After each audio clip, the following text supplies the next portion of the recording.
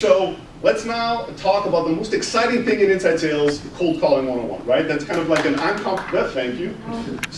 One person at least is excited, right? So this is kind of something that makes a lot of people uncomfortable. It's a really challenging thing to do well, and it's even more challenging to do it well and feel good about yourself, in your company.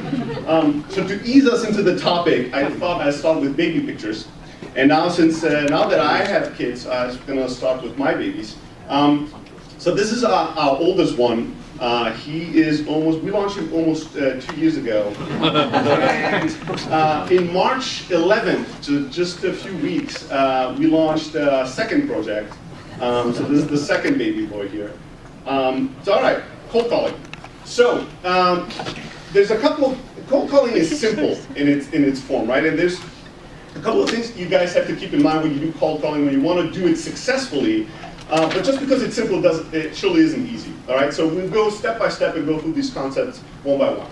So the first step is you have to reach people, right? Now, again, that doesn't sound like a mind-blowing concept, duh. But then again, when you talk to founders, and I talk to founders every week, about 30 to 40 founders book sales office hours with me and ask, about sales strategies and how to scale sales and how to fix their problems. When I talk to these people and they talk to me about cold calling, they usually start with, well, here's the math that I have in my mind. So we're going to be calling 100 people, and we should be converting, let's say in worst case, 10%, so 10 of these people will buy. So if one rep does 100 calls a day, we should be golden, right? All right, I see a few smiles. I assume those are the people that have done cold calls before in their life.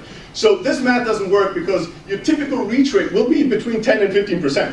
So you call 100 people, you even talk to just 10 people. It's impossible to close 10, right? And now, there's differences depending on the market that you're selling to, right? So if you are, let's say, if you are calling startups, for instance, which is the thing that we did when we started Elastic, and I'll show you the exact script that got us our first few customers. But when we started doing that, if you call a startup, if you actually have a phone number of a startup, somebody's gonna pick up, and usually it's the founder, right? There's like 3 people in a room, and the phone rings, everybody's like, what? The phone rings. What is this? Is this your mom? No, I don't know. But they pick up, right? They're totally blindsided by that. But if you call Fortune 500 companies and you're like, let's try to cold call the VP of marketing of Coca-Cola, right? Then good luck, right? It's going to take a lot of dialing, and you're going to feel like you're not getting anywhere. So depends on if you're calling like local businesses, SMBs, professionals, or larger enterprise. Cold calling, reach rate is going to be probably the most defining factor to your success or not. If you cannot actually reach people, cold calling will probably never make sense for your business. So you need to think about like how many people can we actually reach. So a few things to keep in mind there.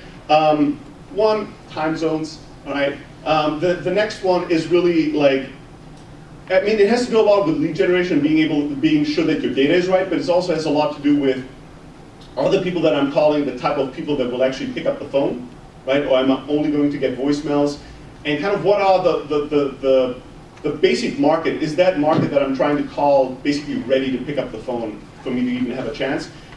Once you actually get a conversion rate or a reach rate that's actually okay, if you're between 10 and 15 and 20% and everything else in your funnel looks good, you can start optimizing these things, right? And you can start having multiple people dial and use an auto dialer or predictive dialer where a machine calls 20 numbers at a time and drops all the calls that are not picking up or going to voicemails, so your reps are constantly on calls, on actually reaching a person. You can use technology to go really pro on this, but if you start off like old school and you don't reach at least 10%, no predictive dialer, nothing else will actually fix that problem, right?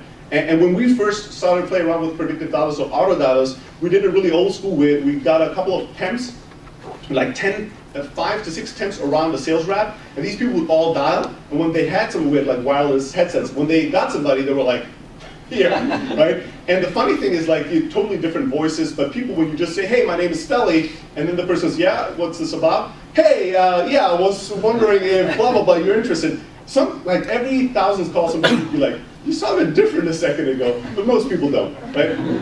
But most people, your brain would actually say, no, this was the same voice because it makes sense for people to change voices. They give you text. Brain works that way. So you can do all kinds of optimizations, but you need to look at a baseline. If you can't reach 10, 15% when you just do 100 stupid calls yourself, you're in trouble, right? Cold calling, don't try to fix how great your pitch is.